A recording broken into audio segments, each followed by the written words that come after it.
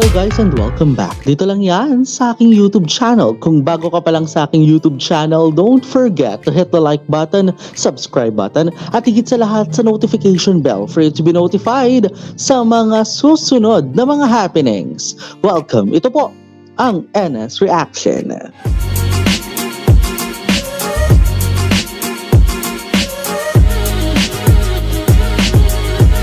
And for today's video guys, it is now formally the finale sa pagtutok natin dito lang yan sa I Long Nai. Alam nyo, marami tayong mamimiss dito sa series na to, for sure. Pero, by the way, highway, before anything else, let's do a greater recap, no? Kasi kung maalala nga natin, nasa Nan, dun sa bahay ni na Xiaonan at saka ni Sib, itong tropa, itong buong tropa ni Airat at saka ni Shennai. Pero kung alam niyo yun, kung maalala nga natin dito, umakyat sila sa isang hiking area at lamig na lamig. Pero ang pinakatanong dito, ano ang magiging kahihinatnan? Road to the finale na tayo. Ano pa kaya mga pa-sweet moments nila para sa atin? Sa mga nakatutok nga pala mga friend, mga bihasa sa Patreon account ng NS on Patreon or ng inyo pong lingkod ay full version pa rin hanggang finale. Pero sa mga nakatutok naman dito sa aking YouTube channel, ang pakat version, ayan, pakat version, pakak na cut version yung inyong mas kasaksiyan. Kaya guys, tara na. Medyo nabubulol na ako. Charot lang. Kaya tara na, simulan na natin ang ating pagre-react. Dito lang yan sa finale. In 3, 2, and 1, let's play. Here we go.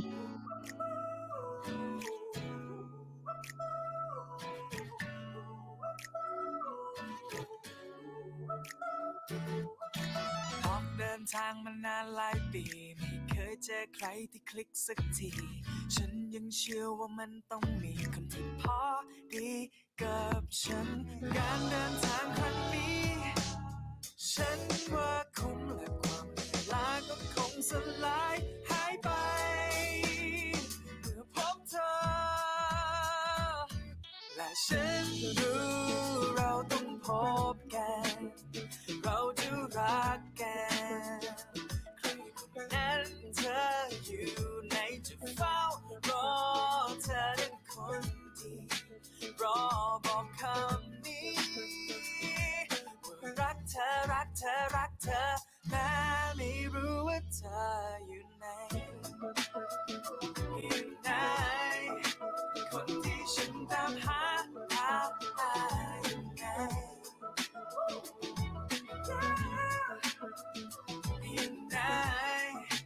คนที่ฉันตามหาเราคงได้พบกันสักวัน Sa finale. Ito na. May signal na dito eh. Ito na. จะไปไหนคะ Ayun, huli. ทำอะไรตรงนี้เนี่ยตกใจหมด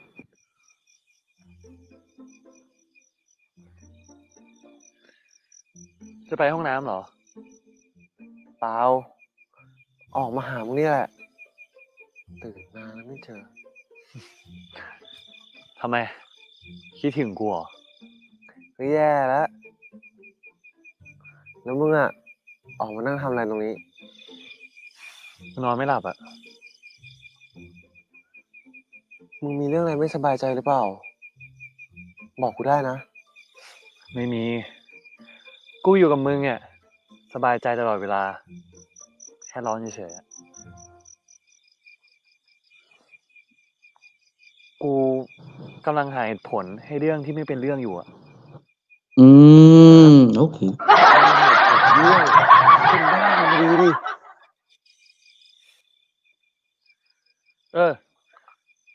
ไปเดินเล่นกันปะ ตอนนี้เนี่ยนะ ก็นอนไม่หลับนี่คะ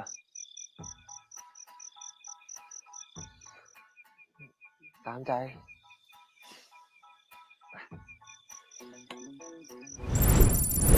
สรุปมึงคิดมากเรื่องอะไร At talagang damuhan ha.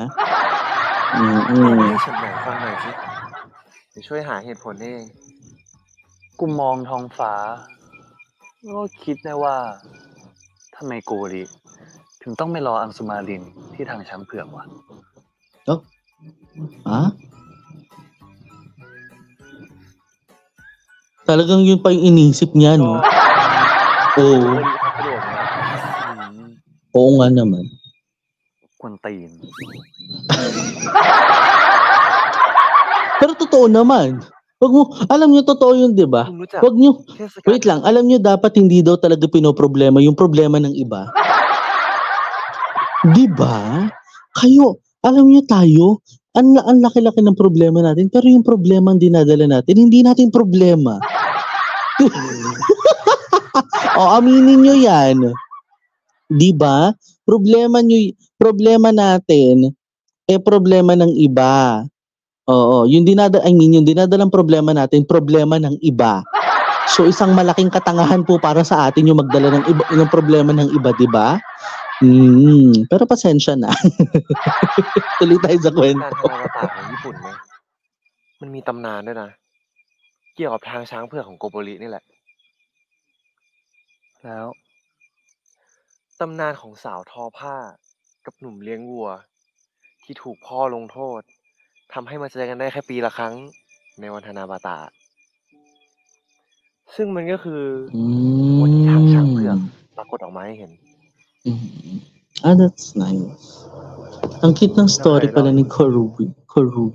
ป้า O Koburi เขาเล่า pala. ให้ฟังตอนไปญี่ปุ่น โกโบริมักน้อยมาก อยากเจออังสุมารินแค่ปีละครั้งเอง โกโบริ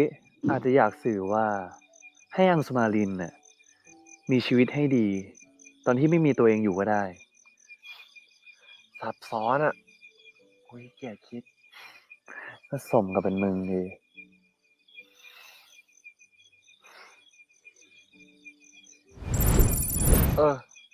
กี่โมงแล้วอะ ประมาณตี50 15อะไรเงี้ย งั้นไม่ต้องนอนละ รอดูพระอาทิตย์ขึ้นกัน แบ่งผ้าห่มมาหน่อยได้ไหมกูเริ่มหนาวแล้ว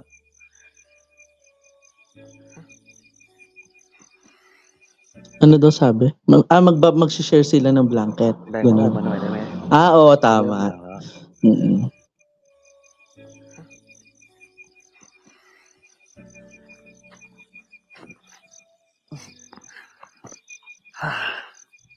อุ่นขึ้นหน่อย Diba? Tsaka ka palang nilamig. Kanina pa malamig, ah. โรแมนติกเนาะ กูเหรอ มึงก็ส่วนหนึ่ง ที่เหลือก็บรรยากาศ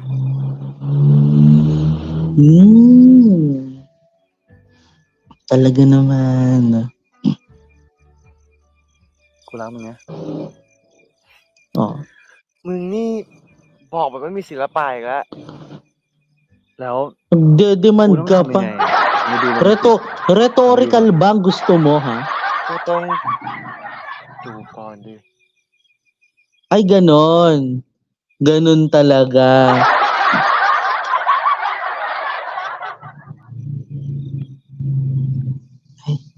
กูรักมึง แล้วถ้ากูอยากได้ยินอีกอะ ก็จูบอีก ถ้ากูอยากได้ยินทุกวันน่ะ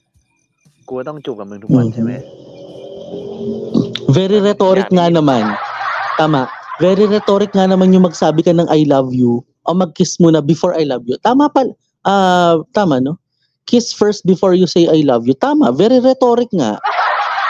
Kasi may mga taong hindi ganyang ka-romantic, ha?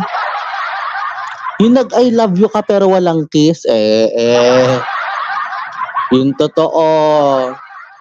Kailangan ipadama mo, eh. Actually, that's, yung sinabi niya kasi was rhetoric, eh. Di ba? Correct me kung tama yung term na ginamit dyan, ha? Kung rhetoric o romantic. Pero, alam mo yun, yung nawala ko doon. Kasi 'di ba, pag ipapadama mo talaga na may kasamang I love you, it kahit hindi ka maging romantic, maipadama mo lang yung nasa loob mo. 'Di ba? So, tsaka pag pinadama mo 'yon, magiging romantic na yun eh. 'Di ba? Magiging romantic na yun sa ganung paraan, 'di ba? So tuloy tayo sa kwento. อันนี้ยินทุกวันเลยอะบอกแค่วันพระก็พอบอกบ่อยเดี๋ยวไม่ขังเลย โห เดือนหนึ่งนี่แค่4 วันเองไม่น้อยไปหน่อยเหรอ กูพยายามมันจบดีแล้วนะไอแต่มึงทำพังตลอดเลย หาเรื่องทะเลาะกับกูเหรอ ใครหาเรื่อง มึงนั่นแหละหาเรื่องทะเลาะ ความรักนะเว้ย ไม่ใช่วัตถุมงคล Love is not a Joke. sacred oath. จบแล้วบรรยากาศหวานซึ้งของกู อืม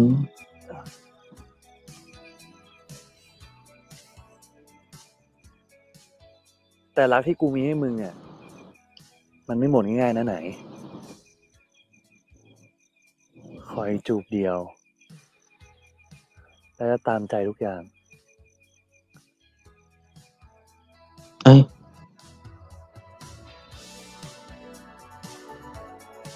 Kiss me and I will give everything. Wow!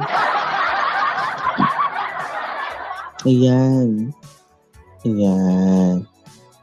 Hindi ko alam kung ito'y French kiss. Kasi di ba ang daming types of kiss daw, di ba? Sabi. Oo, pero nalimutan ko na eh. Sensya na ha. Oo, alam niyo naman tayo. As a person. Mm.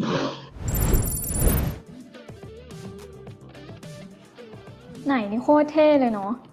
จริงมึง ตัวก็สูงขาก็ยาว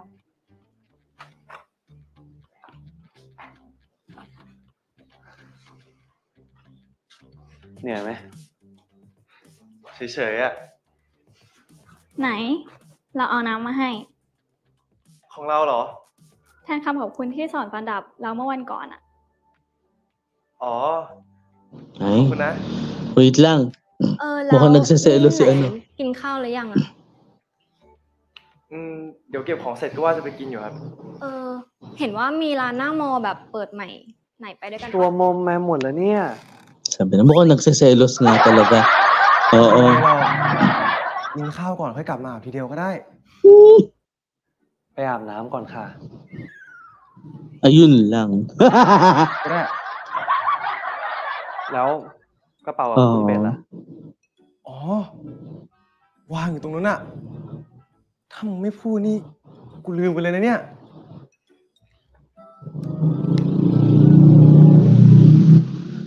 น้ำขวดเนี่ย เราคืนนะ พอดีว่าแฟนเราชอบกินน้ำอัดลม ไม่ชอบกินน้ำเปล่า เราซื้อเตรียมไว้ให้ที่รถแล้ว มาแล้ว ไปะ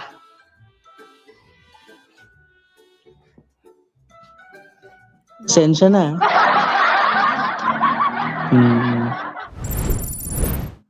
Pasensya na.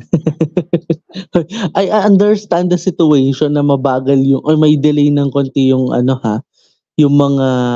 ano tawag dito, yung mga subtitles no. Pero mahalagang paalala lamang po ha na humahabol po yung utak ko rin sa kwentong yan. Ever since, humahabol yung utak ko sa subs na yan. Tuloy tayo. หิวแล้วครับ ท้องร้องเสียงดังมากเลยเร็วแล้วค่ะ แต่ต้องมานั่งรอก่อนนะ แล้วก็เช็ดผมให้แห้งด้วย เดี๋ยวไม่สบายอีก ไม่เอา ข้างนอกมันหนาวอ่ะ มาปวดในครัวนี่แหละ งั้นอยากลองทำอาหารดูไหมกูสอน กูทำได้ Okay. Sorry, nagigets ko na. So, ibig sabihin pala nun, bagong ligo, tapos gusto pang sa labas kumain. O sa labas pa upuin. Ano, parang ganon.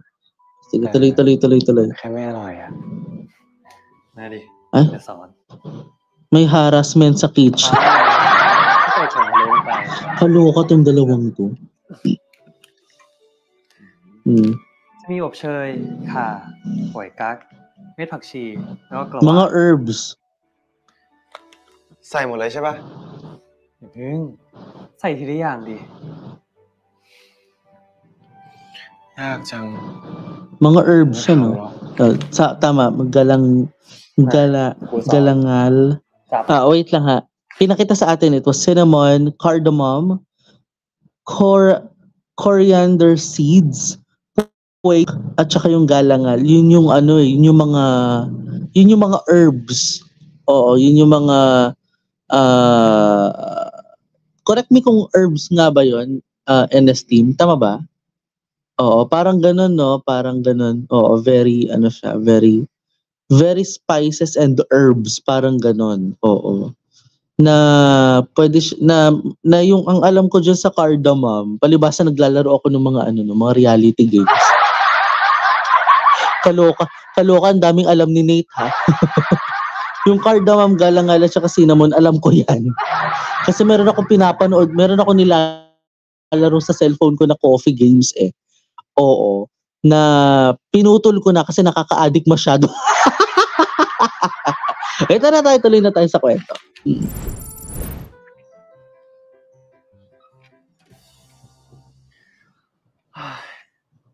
ไปล่างมาเลยไหม เดี๋ยวกูกับอินเฝ้าโตไว้ให้ จ้องจนตาจะหลุดออกจากเบ้าอยู่แล้วไอ้นายก็ไปด้วยไม่ต้องห่วงหรอก ก็กูเป็นห่วงมันเนี่ยช่วงนี้ยิ่งไม่ค่อยสบายอยู่ จะพามันไปหาหมอ มันก็ไม่ยอม ไข้ขึ้นลงเมื่อกี้มันก็บ่นนะเว้ยว่าเวียนหัวคลื่นไส้ว่ากูต้องลากไปโรงพยาบาลแล้ว ช่วงนี้ไข้เลือดออกยิ่งระบาดอยู่ ดีไอ้นี่นะ เวลาป่วย ชอบบอกว่าไม่ป่วย ไม่ยอมไปโรงพยาบาล กลัวเข็ม กลัวหมอกว่าจะล่างไปได้นะ น้ำตาหมดเลยเป็นลิตร กูว่านะจริงๆมันอาจจะไม่ได้เป็นไรก็ได้นะเว้ยกูว่าวันที่มันคลื่นไส้อะเพราะมันแพ้ท้องเพราะมึงชอบเล่นทายาท ก็แย่แล้วอยู่ใต้เตียงกูเหรอ เอ้าก็อาทิตย์ก่อนอะตอนเราไปแฮงเอาท์กันอะมันมากระซิบบอกกูหมดเลยว่าท่าไหนอะไรยังไง แต่กูก็งงนะมันเล่าให้กูฟังทำไมจริงๆมันควรเล่าให้ต้นฟังมากกว่าน่าจะเป็นมากกว่า Grabe yung mga subtitles dito. ไม่งั้นจะไม่ใช่ต้นเนี่ย โหยอิน มึงดูคลิปธรรมะส่งติ๊กเกอร์ประจำวันไปเลยนะ ไม่ต้องมายุ่งทางโลกหรอก กูไอ้ชนน่ะรักกัน โอ้โหหน้าผมขำหน้าแหมว่าไหนไปซื้อผลไม้อย่างสวนเลยป่าวะนะโคตรนานเลย นั่นไง ตายยากจริงๆ มาแล้ว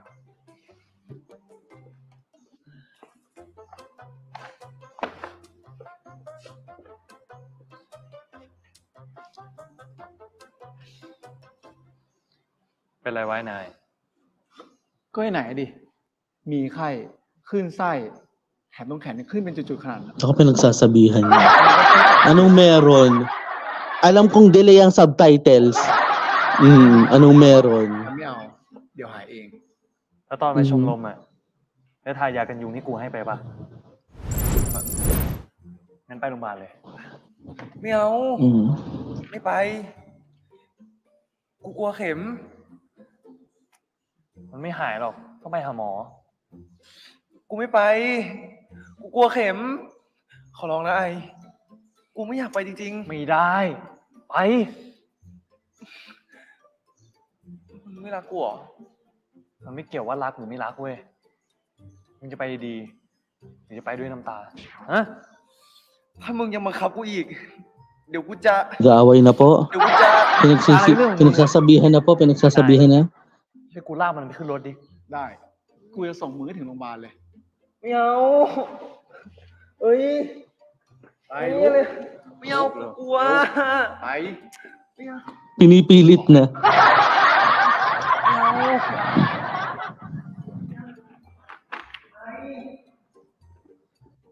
Ayan. O, pa-hospital na yan. Sabi na eh. กูกลับก่อนนะ ขอบใจมากกาบิเดีย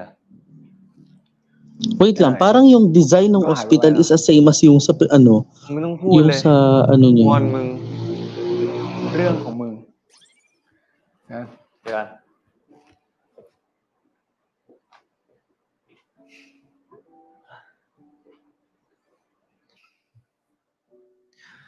แขนกูเป็นรูหมดแล้วเนี่ย กูอยากกลับบ้าน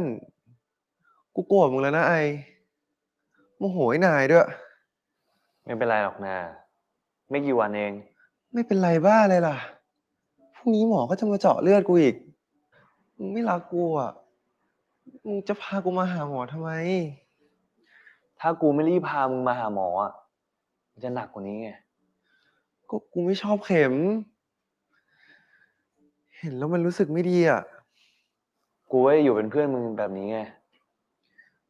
แล้วมึงไม่ไปเรียนเหรอ มาเฝ้ากูแบบนี้อ่ะ ไม่ไปอ่ะรอป้ามึงมา ค่อยกลับไปเอาเสื้อผ้าที่คอนโด อืม ส่วนอื่นๆเนี่ยตอนวันป้ามึงจะมาเฝ้า ส่วนกู อืม จะมาเฝ้ามึงตอนกลางคืน ตอนแรกนะป้ามึงอาสามาเฝ้าตอนกลางคืน แต่กูกลัวเขานอนโซฟาแล้วปวดหลังเนี่ยกูเลยมาอาสาแทน เป็นไงล่ะ กูเป็นลูกเขยที่ดีไหม ดีมาก แต่จะดีกว่านี้ ถ้าไม่ทิ้งกูนอนโรงพยาบาลคนเดียว มึงก็รู้ว่ากูกลัวผี กูไม่ทิ้งมึงหรอก เวลามึงไม่สบายนะ กูก็จะดูแลมึงแบบนี้ ดูแลไปจนแก่เลย แต่ตอนเนี้ยมึงนอนได้แล้ว ไป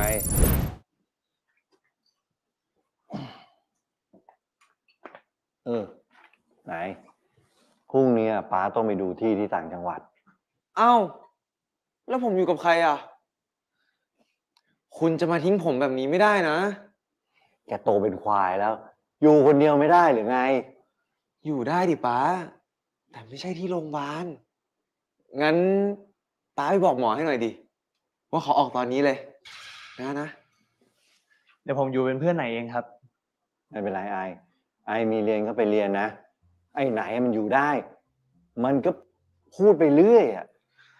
นี่อยากอยู่คนเดียวงั้นป้าโทรถามเฮียได้ไหมว่าเฮียว่างเปล่า อ๋อ ไม่ก็พี่สิงห์ก็ได้ แกน่าจะว่าง งั้นเดี๋ยวป้าถามเฮียให้ ป้าไม่ต้องโทรก็ได้นะครับ พรุ่งนี้พ่อผมมาจากน่าน ผมว่างทั้งวันอยู่แล้ว ป้าฝากไอด้วยแล้วกันนะ ว่าแต่ว่าพ่อไอรีบกลับหรือเปล่า ถ้าไม่รีบกลับป้าอยากนัดกินข้าวสักมื้อ พรุ่งเนี้ยป้าจะกลับมาถึงกรุงเทพตอนเย็น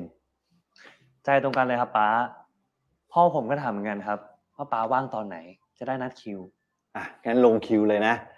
พรุ่งเนี้ยถ้าป้ากลับมาถึงกรุงเทพช้า ก็บอกให้พ่อรอหน่อยนะ ได้ครับป้า โอเค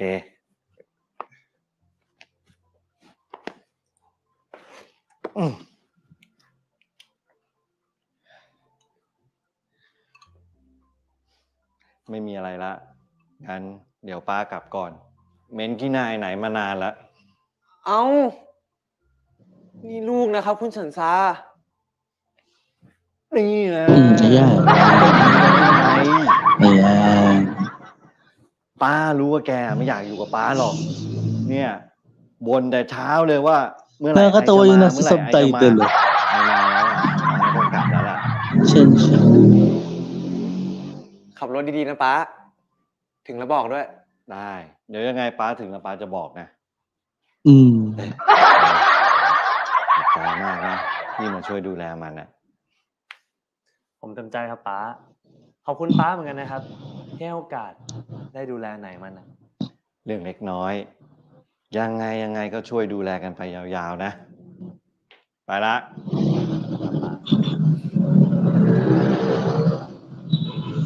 Mm. พรุ่งนี้พ่อสิบกับเจ้าน่านจะมาเหรอ กูเพิ่งบอกเขาอะว่ามึงป่วยเป็นไข้เลือดออก เกรงใจจัง เดินทางมาไกลเลย อ๋อ แล้วมึงรู้ปะว่ากูจะได้ออกจากโรงพยาบาลวันไหน ไม่แน่ใจอะเพราะเกล็ดเลือดมึงยังต่ำอยู่ ต้องรอดูอาการ 2-3 วัน โอ้แล้วมึงกินข้าวอะไรมายัง กูเห็นมีอะไรมาแช่อยู่ในตู้เย็นอะมึงซื้อมาเหรอ กูอะกินแล้ว ส่วนของที่ในตู้เย็นอะกูซื้อมาเอง แต่มึงอะกินไม่ได้ เสียใจด้วย Low platelets.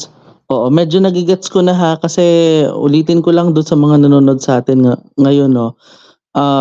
medyo delay po yung subtitle, so I need to cope up with what they've said after 15, I think after 15 or 5 to 10 seconds, no? So yun, low on platelet, common issue yan talaga pag may dengue. Totoo yun. Common issue yan sa mga may dengue talaga, yung mababang platelet count, especially yung yung epekto talaga nung dengue, kasi kaya nga 'di ba parang very very cautious na nga daw, especially ewan ko lang kung saan, no, anywhere, basta anywhere, no, kasi ayaw nating syempre humantong doon sa point na magkakadengue talaga tayo for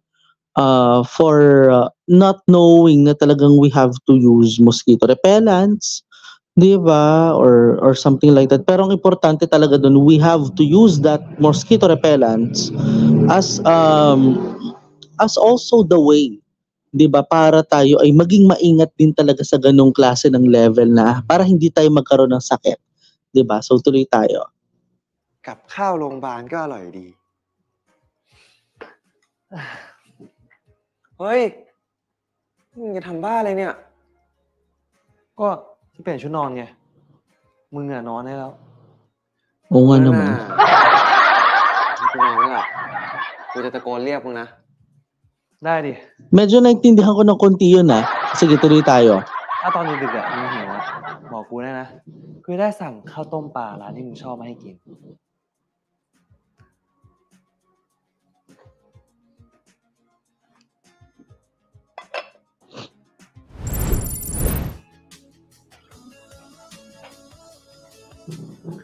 ส Ay, วัสดีครับ ดีครับ sabi na eh, sinadya ko na. เจ้าหน้าไงว่าตุ๊กตามันน่ารักดี ก็เลยซื้อมาให้ไหน Ang laki, wait lang, na-intimidate ako, ang laki nung bibe. Ang laki-laki nung duck. Na-intimidate ako doon sa, sorry. Ano ba? Ang laki-laki nung bibe. Ito na, dialogue na nila, go. อย่างนี้ผลไม้ นะครับพ่อ เดี๋ยวผมเอาไปวางให้ เป็นไงบ้าง ก็ดีครับ แต่น่าเบื่อนิดหน่อย ไหนว่ามันน่ารักไหม น่ารักมากเลยครับเจ้านั่น ผมจะนอนกอดทุกคืนเลยครับเจ้านั่นผมโดนเจาะเลือดเยอะมากเลยครับเจ้า ดูสิครับ นี่ปกติเจ้าน่านเขาไม่ได้เป็นคนล่าเริงอย่างนี้นะ แต่เขาบอกว่าเขาอะถูกชะตากับไหน เพราะว่าไหนอะคุยสนุก ไหนอะก็ชอบเจ้านานมากเลยครับพ่อ เห็นพูดถึงไม่หยุดเลย ไหนอยากลองชิมส้มไหมอร่อยมากเลยนะ เนี่ยเราอะเลือกซื้อกับมือเลย ได้เลยครับ ไอหยิบให้เราหน่อยครับ Ito coping up of 5-second delay ng audio. Anong จริงๆเนี่ยถ้าเราเอาส้มไปแช่น้ำอุ่นก่อนปอกเปลือกไอ้พวกเส้นใยขาวๆข้างในอ่ะมันจะเหลือน้อยลงมากเลยนะ จริงเหรอครับ จริง กูกับเจ้านานอะไม่ชอบกินใยส้ม พอสิบเลยหาวิธีให้มันเหลือน้อยที่สุด โห ต้นแบบมาจากพ่อสิบนี่เอง พ่อสิบดูแลครอบครัวดีจังเลยครับ กว่าจะรักกันได้อะมันยาก กว่าจะเป็นครอบครัวก็ยิ่งยาก พ่อเลยตั้งใจว่า จะดูแลคนในครอบครัวให้ดีที่สุดเลย ฟังแล้วอบอุ่นหัวใจมากเลยครับ โรแมนติกจัง เจ้าน่าน ไหนเขายืนยันแล้วนะว่าหม่อมอะโรแมนติกมาก เจ้าอะยอมรับได้แล้ว ว่าหม่อมทำให้เจ้าเขินมาก พูดมากเดี๋ยวจะโดน เดี๋ยวเรากลับก่อนดีกว่า นั่งรถทางไกลมานานๆก็เพลีย นี่กะว่า เดี๋ยวจะกลับไปงีบที่คอนโดสักแป๊บนึงเนาะแล้วเดี๋ยวตอนเย็นน่ะ มีนัดกับพ่อไหนกินข้าวด้วยนะไปไหนจะได้พักผ่อน ครับเจ้า วางไว้นี่แล้วกอดด้วยนะ ครับ คุณเป็ดตัวใหญ่ ayan. So, พ่อสิบโรแมนติกจังเลยเนาะ แต่ว่า อนแรกอ่ะกะจะชวนขึ้นมาดูดาวฟิลโรแมนติกเฉย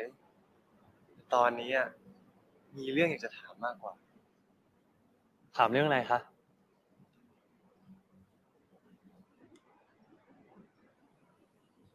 อันนี้อะไรอ่ะมีแต่รูปแอบถ่ายกูทั้งนั้นเลย เฮ้ย เจอได้ไงอ่ะ ก็มึงวางไว้ตรงหัวเตียงอ่ะข้างๆแบบสำรองเลย สงสัยออกมาดูแล้วก็ลืมเก็บอ่ะ ถ่ายไว้นานแล้ว ตั้งแต่ตอนที่เรายังไม่ได้คบกัน อย่าหวังว่าจะได้เห็นอีกเลยไหน กูจะเอาไปทำลายทิ้ง ไม่เป็นไร กูจำได้หมดแล้วแผ่นสุดท้ายมึงเขียนเนื้อเพลงไว้ใช่ปะ Ano yun? Anong photo yun? Naku, alam nyo kasi palibasa, lintik nade-delay ako eh. Nade-delay yung subtitle eh. You are my sunshine ร้องให้ฟังหน่อยดิ แต่งยังไม่เสร็จเลย ไว้กูแต่งเสร็จเมื่อไหร่ กูจะร้องให้มึงฟังคนแรกเลย โอ้อะไรวะ แต่ตอนที่กูแต่งเพลงเนี้ย กูจินตนาการว่าจะได้มาร้องเพลงให้มึงฟัง เท่าที่กูอ่านเนื้อเพลงน่ารักมากๆเลยนะ ก็น่ารักเหมือนมึงนั่นแหละ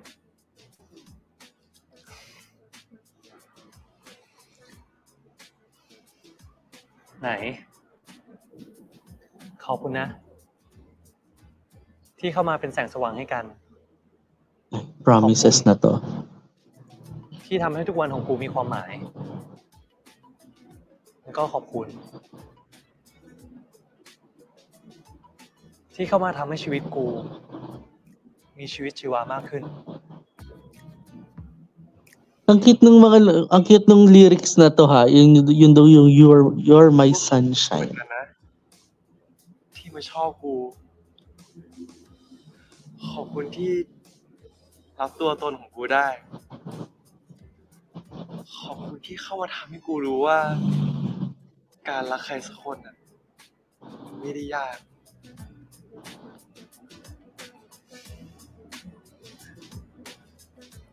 กูมีของขวัญให้มึงด้วยนะ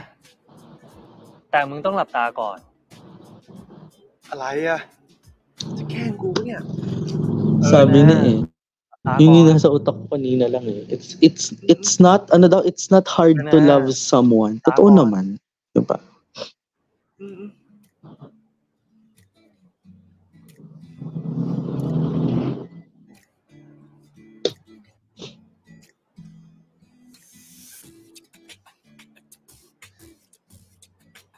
Ma เก็บบัตรสะสมแต้มให้ถึง Kailangan ko may pa-challenge na naman to. Charot. Finale na may challenge pa rin. Ano to?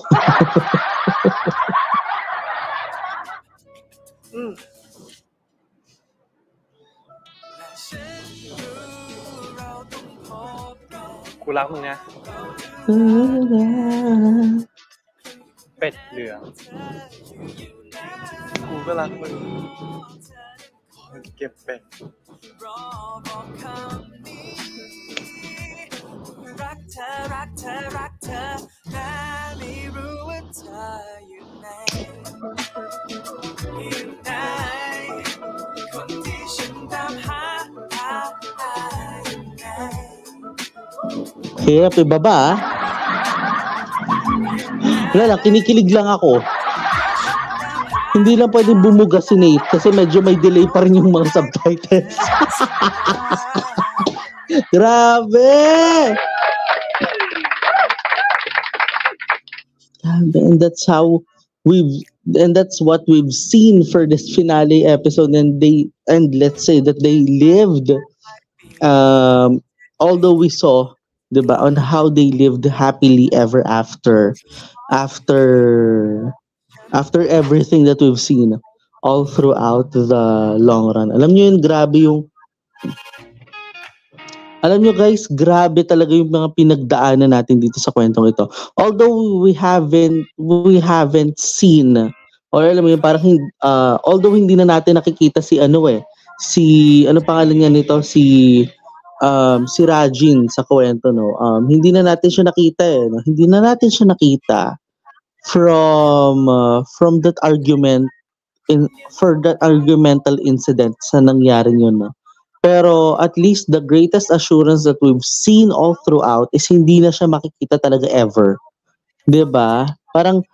yung hindi na siya makikita ever talaga dito sa series na ito was a greatest thing talaga, no, to think talaga, no, na talagang abuti naman hindi na magpaparamdam talaga. Kasi talagang it has to be kasi parang gusto pa nga niyang mag-revenge eh. Parang gustong-gusto pa niyang mag-revenge. 'Di ba? Pero yun yung revenge na yun yung hindi na natin nakita. 'Di ba dito sa next, I think dito sa episode 12 and 13. I mean 12 and 13. 11 and 12, sorry. 'Di ba? Pero grabe lang yung mga pinagdaanan nga syempre sa kwentong ito, sa nakita nga rin natin, kasi it has to be, alam mo yun, parang although mabilis yung facing ng story, pero nakita natin dito on how did they end this series with their together with Ayaret and Chennai talaga dito sa series na ito. And by the way, highway guys, mga friend, mga B, alam niyo yun, marami tayong natutunan talaga dito sa naging kwentong ito, particular dun nga sa naging lyrics na binasa, no, o na binanggit ni Ayaret, no, kay Chennai na parang alam mo yon, na parang you're my sunshine, 'di ba? Talagang yun yung malaking patunay talaga that you will always be my sunshine, and you will always be the sunshine for other people din talaga. Yan yung mahalagang paalala po mula sa NS channel, na everyone should always be their sunshine. Not just today, not just tomorrow, and not just on the other day, but every day. 'Di ba? Yun yung mahalagang paalala dito. At syempre, alam niyo yun guys, na talagang dito sa kwentong ito, nasilayan natin kung paano nga ba nabuo, kung paano nga ba binuo at nabuo ang kanilang pagmamahalan talaga. 'Di ba, sa kwentong ito. And kudos, maganda ang mga pinakita nga sa atin all throughout dito sa naging takbo nga ng Ailong 9 nga dito lang yan sa ating NS reaction. By the way, highway mga friend, mga B, I want to close this series with what has been mentioned all throughout the long run, no? Yung all about nga dun sa alam mo yun, dito sa sinabi sa atin, 'di ba, na alam mo yon, thank you at banggitin lang natin, no, thank you for being my sunshine, thank you for making my everyday meaningful, thank you for coming to make me more lively, thank you, I also thank you for loving and accepting me for who I am. Thank you for letting me know that it's not hard to love someone. Ako po si Nathaniel Subida, at dito na nga ho natin tinatapos ang ating pagre-react sa Ailong 9. Maraming salamat po. Ako po si Nathaniel Subida. As usual, kung bago pa lamang po kayo sa aking YouTube channel, at kung kayo may nakatutok sa Patreon, kung bago pa lamang po kayo, nako, thank you for watching this full version. And kung kayo nga po ay nakatutok sa YouTube channel, kung bago pa lamang po talaga kayo, don't forget to hit the like button, subscribe button, at higit sa lahat sa notification bell for you to be notified sa mga susunod na mga happenings. And guys, don't forget also to follow me on my social media accounts na naka-flash po sa inyong mga screens. Guys, maraming salamat po sa inyo nga pong naging pagsama sa akin. Dito lamang po yan sa NS on Patreon at NS Reaction. Abangan ang Ailong 9 sa aking YouTube channel, ang Nathaniel Subida.